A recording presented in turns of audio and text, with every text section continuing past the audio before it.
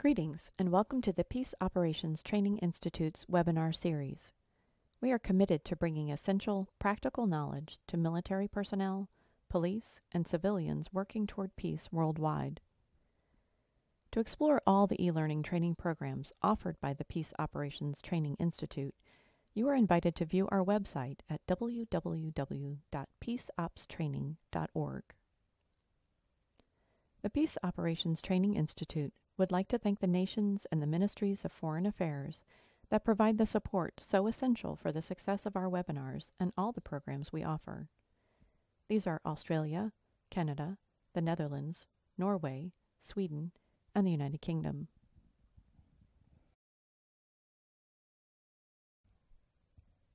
In this webinar, Dr. Harvey Langholtz, the Executive Director of the Peace Operations Training Institute, interviews General Tim Ford, Army of Australia, retired, former military advisor to the UN Secretary General, and author of the course Commanding United Nations Peacekeeping Operations. Greetings. I'm Harvey Langholtz, the Executive Director of the Peace Operations Training Institute, and it's my pleasure to welcome you to today's installment of our live webinar series. Here at the Institute, we always strive to bring our students the latest and most up-to-date information on peacekeeping. And to that end, we are pleased to host this monthly webinar series.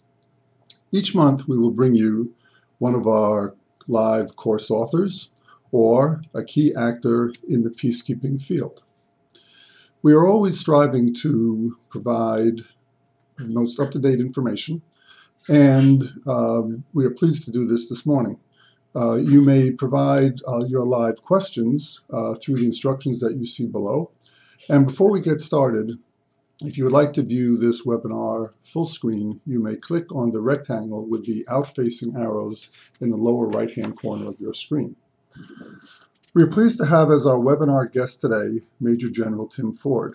General Ford is the author of the POTI course, Commanding United Nations Peacekeeping Operations. He is also the chair of the POTI Board of Directors and a thesis advisor for a program, Certificate of Training in United Nations Peace Support Operations, or CATIPSO. During his military career, General Ford served in a wide variety of command, staff, and training appointments in Australia and overseas, including operational service in South Vietnam. For the last 5 years of his military career, he was employed in UN appointments, first as the head of mission at the UN Truth Supervision Organization, UNSO, in Jerusalem, and from 1998 to 2000, and as military advisor in the Department of Peacekeeping Operations at UN headquarters from 2000 to 2002. Since leaving the Defense Force, General Ford has undertaken a number of significant overseas projects for the Australian government, the United Nations, and other international organizations on international peace and security issues. Both throughout and following his military career, he traveled to conflict areas and contributed to a wide range of international seminars, training courses, and conferences as a keynote speaker and presenter. And so it is my pleasure now to welcome General Tim Ford. Good evening here from Sydney. Thank you for joining us. Good afternoon, good morning. Thank you wherever you are for joining this webinar around the world, whether you're on a peacekeeping mission, whether you're at a peacekeeping training college or institution, at a work site or at your own home. I hope that today's exchange will help you in your understanding of peacekeeping and of the Peace Operations Training Institute courses, and in particular the course for which I'm the author, Commanding UN Peace Operations. The Executive Director of POTI, Dr. Harvey Langholtz, has already introduced me and told you a little bit about the format today. I'll just add that I'm indeed privileged to have served as a national commander and to have commanded a United Nations peacekeeping mission and the military division in the United Nations headquarters. In those roles, I've had the opportunity to serve with many peacekeepers from many different nations. And I'm pleased that I'm now able to pass on to others some of my experience and to continue to assist in peacekeeping in a number of roles, but including at the POTI as a board member, course author, and thesis advisor. Returning to the course, Commanding UN Peacekeeping Operations, I first got involved with this some 8 years ago in 2004, when I was asked to revise the course soon after I returned to Australia from New York. At that stage, I undertook a complete rewrite of the course, which was initially released in 1997. Subsequently, I again fully revised and updated the course last year in 2011 to incorporate all the many experiences that have been gained and the policy changes that have evolved recently from UN and other peace operations. This includes the greater emphasis these days on integration within UN missions, the closer relationship that exists with regional arrangements and organisations, plus the further development of UN principles and guidelines through the capstone document, and greater emphasis and focus on the responsibilities of the mission leadership team for such tasks, particularly as protection of civilians. The course was initially written in English, but it's been translated by POTI into French, Spanish, Arabic and Portuguese. The course is designed for anybody who may feel themselves or might find themselves in leadership positions in the United Nations or in other peacekeeping operations, or for those wishing to understand the issues that surround commanding in peace operations. The course is useful for operating at the strategic, operational or tactical level to both senior and junior leaders, as well as those appointed to United Nations command and staff appointments. It's applicable equally to civilians, military and police appointments.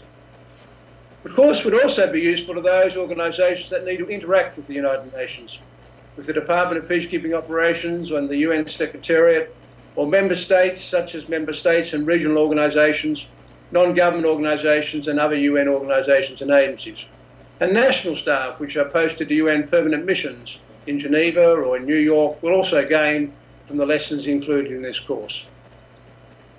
The course contains 9 lessons in all, each a discrete subject that commanders and leaders need to know about UN peacekeeping operations.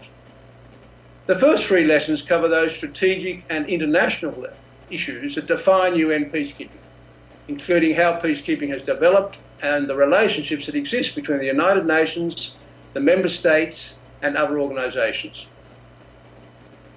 These lessons consider how UN peacekeepings are now authorised, planned, launched and supported by the international community and member states. It's critical that commanders and leaders in UN missions understand these issues and how they might impact on their particular mandate and activities. My experience is that this is not often the case, and these areas are not well understood by individuals and contingents in missions. The next 3 lessons in the course put the UN mission into context, recognising how regional relationships and national issues affect a mission, how mission leaders are appointed and chosen and prepared by the United Nations and their nations, and critically how the various civilian, police and military components integrate themselves within the mission and with other UN agencies and NGOs and the local community. I've found that understanding these issues is often the basis of success for the difficult, complex situations in which the mission leadership team often finds itself. The final 3 lessons concentrate on many of the important leadership and command issues that affect peacekeeping today at the practical level. They look briefly at the issues that cut across all components, such as protection of civilians, the use of force, human rights, public information and safety, and security. And they then outline some of the command issues leaders face and some of the techniques that are used by military and police commanders in missions to support and respond to the mandate. I believe this course outlines well many of the issues that leaders and commanders in peace operations need to know and should consider. The responsibilities of command are heavy, particularly in complex, integrated, multi-dimensional peace operations. I wish I'd had the chance to take this course before my UN appointments, and this one and other excellent ones being offered by POTI and other training institutions. I hope the course and today's webinar will help you in your particular command role. And so now I hand back to Harvey, who will help conduct the discussion section of the webinar. Thank you. Yes, thank you, General, for those comments. And we do have some questions, and I am pleased to read the first one to you here. I note that your course now includes a lesson on cross-cutting issues. This is not a term I have seen referred to much in other peacekeeping documents. Why is this lesson now included, And what relevance does this have, for example, to the commander of a national contingent on a UN mission? Thank you very much. Yes, the revised course does include a lesson 7, I think it is, that includes cross-cutting issues. And these are the issues that have been identified by the United Nations in the last few years as very important for the mission leadership to get a grip on, and which affect all the different components of the mission.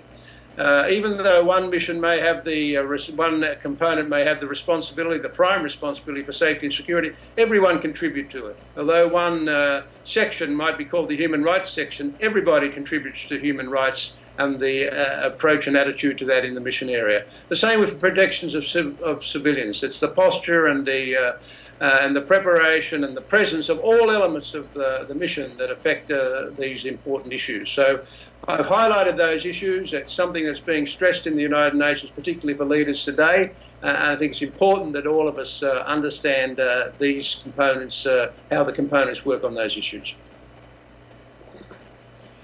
Thanks for that answer. I appreciate your outlining those components of your course, and I also appreciate your mentioning human rights. Within about 2 weeks, we expect to release a new course on human rights here, and we look forward to being able to circulate that. So that is certainly an important topic.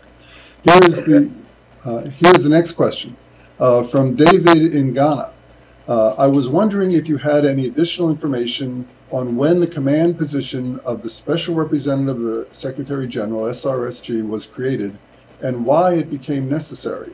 And more specifically, what are some of the challenges faced by the SRSG in UNAMID, the hybrid operation in Darfur? Well, okay, thank you very much, David from Ghana.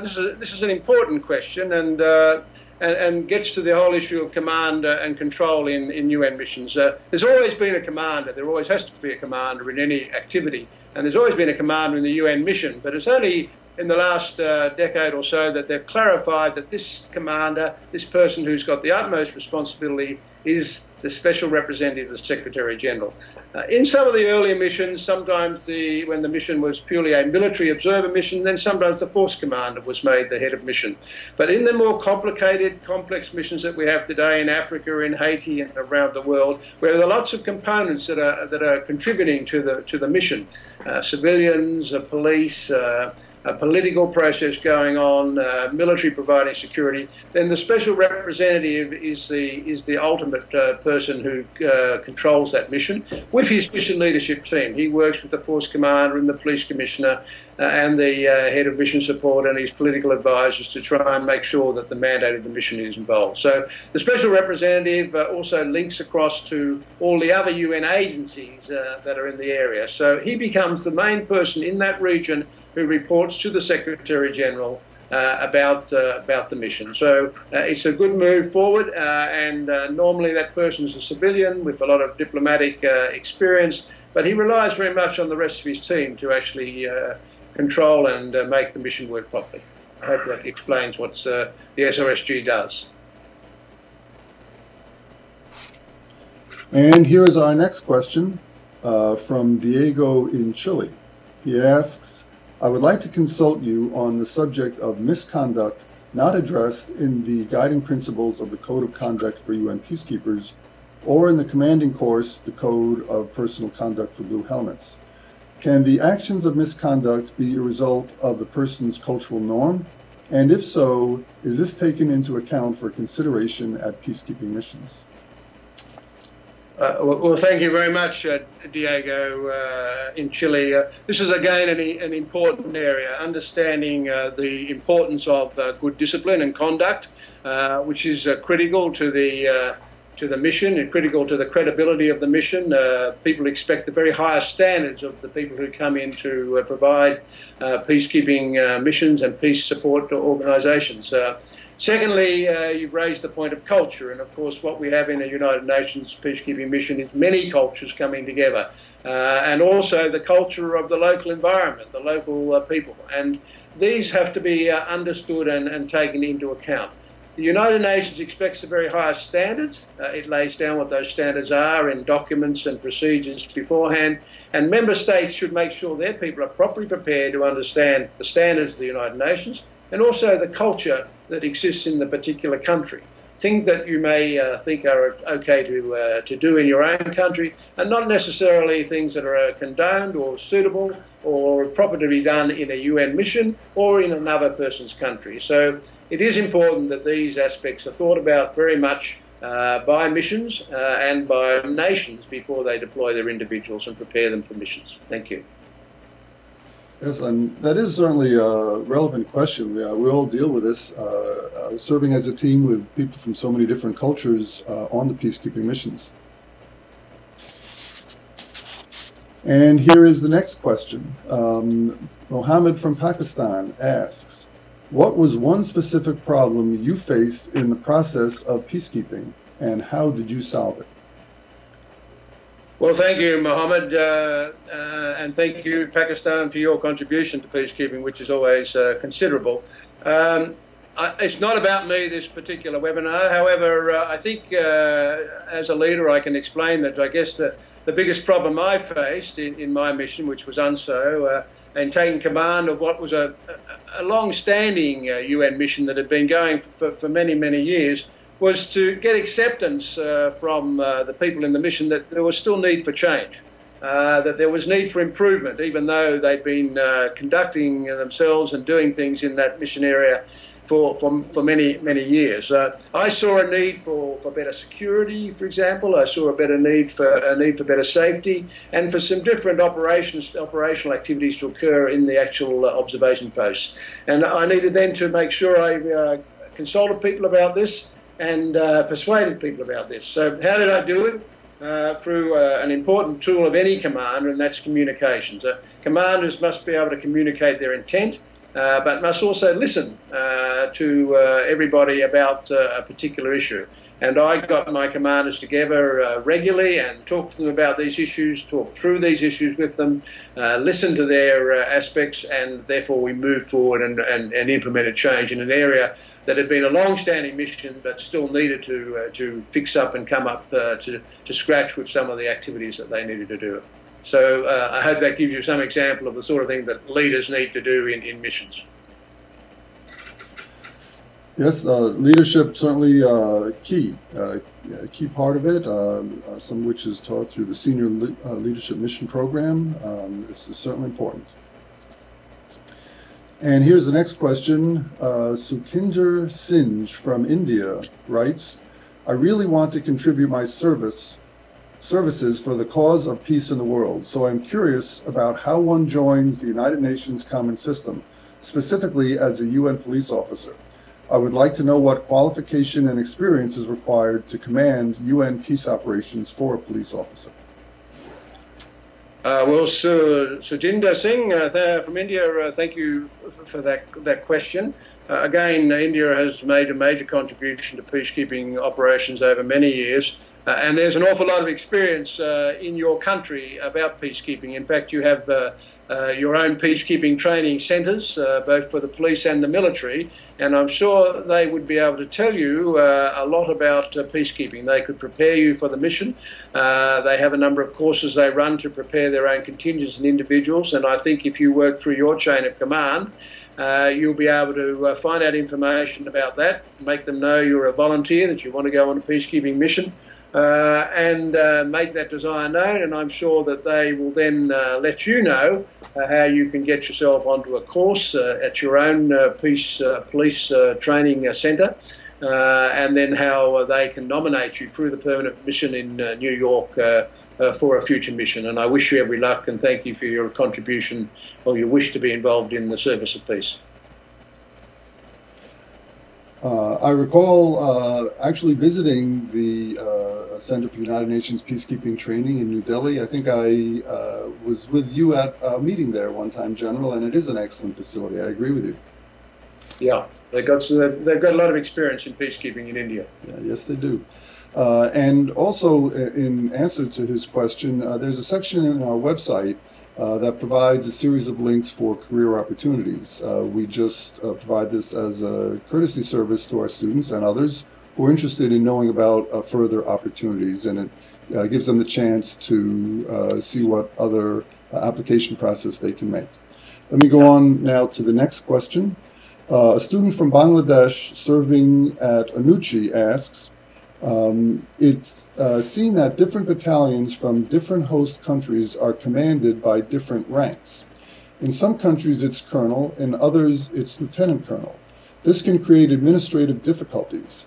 Can the UN have a similar command structure for all major units and minor units?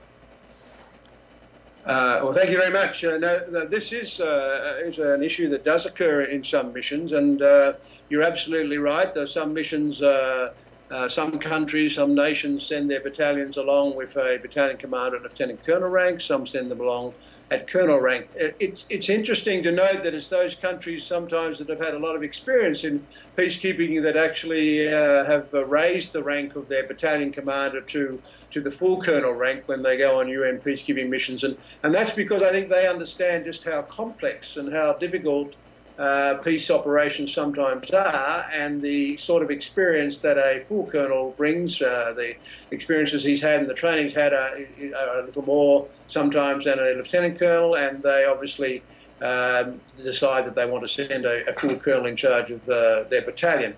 It really doesn't matter. Of course, all the battalion commanders should be treated exactly the same by the force commander and by all the other people in the mission, whatever rank they are. Rank is just a sign on the sleeve. What it really matters is the actions taken by that commander. And if the commander of the battalion is responsible and provides good leadership of his battalion, then it doesn't really matter whether he's lieutenant colonel or colonel as far as the mission's concerned. So that's a national decision, and as I say, the nations have decided that for their own good reasons, and the United Nations is quite happy for that to occur, providing the battalions come and are well commanded by their national commanders. Thank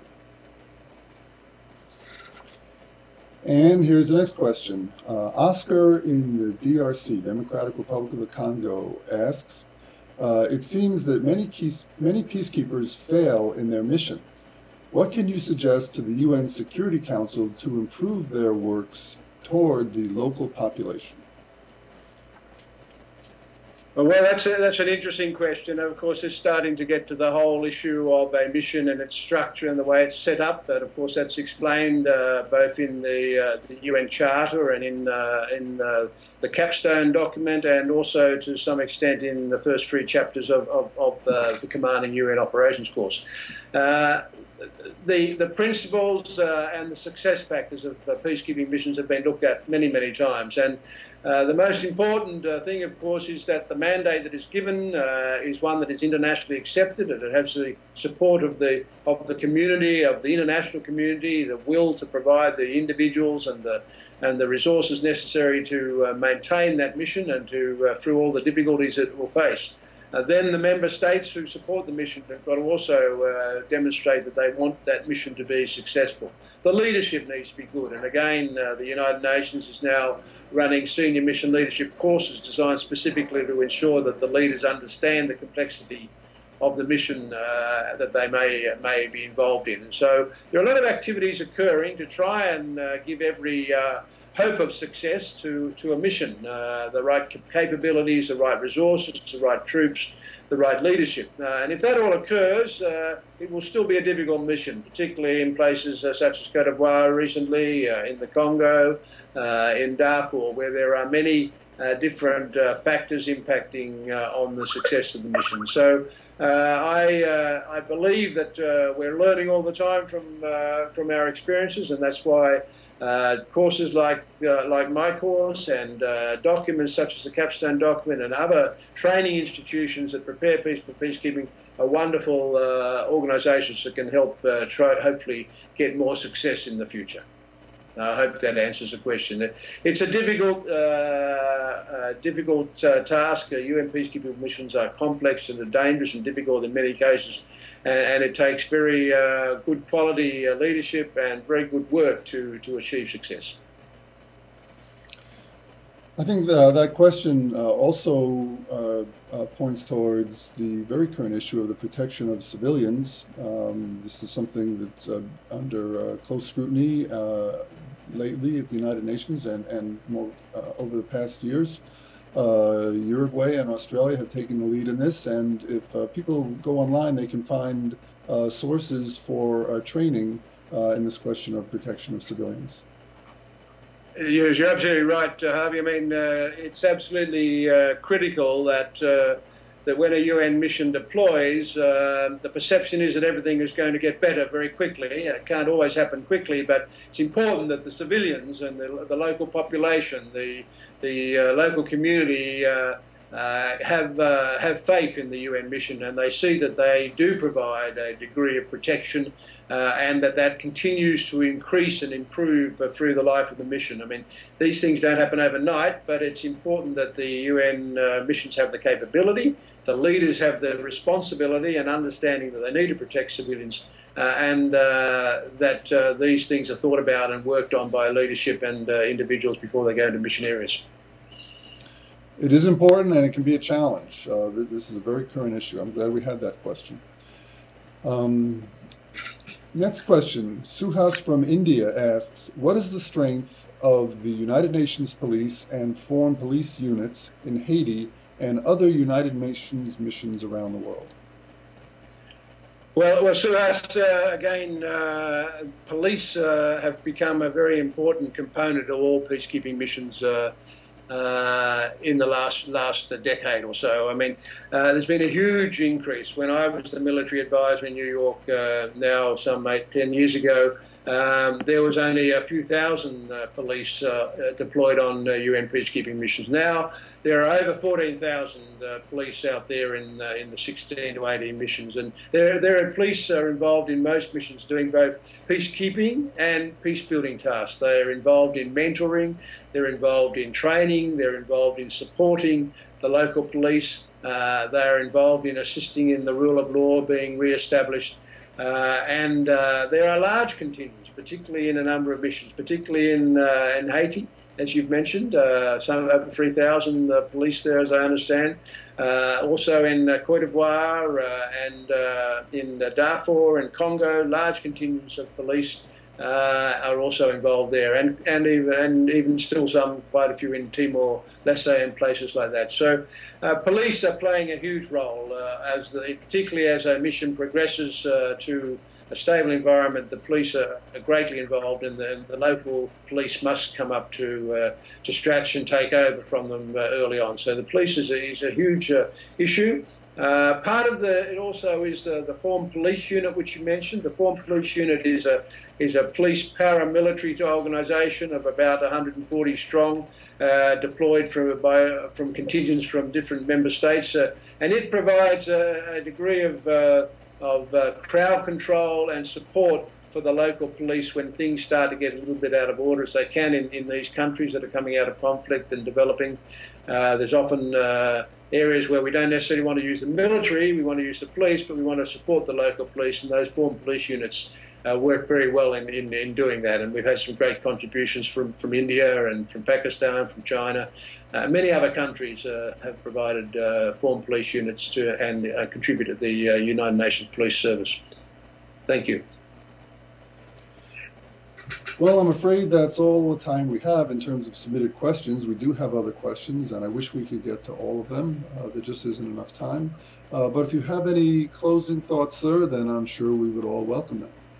Well, Harvey and participants, thank you. It's been a pleasure to be involved, and I thank you all for your participation, and particularly for those interesting questions which drew out a little bit some of the big changes that are occurring in the United Nations peacekeeping missions, both those commanded by the United Nations and those authorised by the United Nations, which other regional organisations such as the African Union or the European Union are carrying out to try and bring peace and security around the world.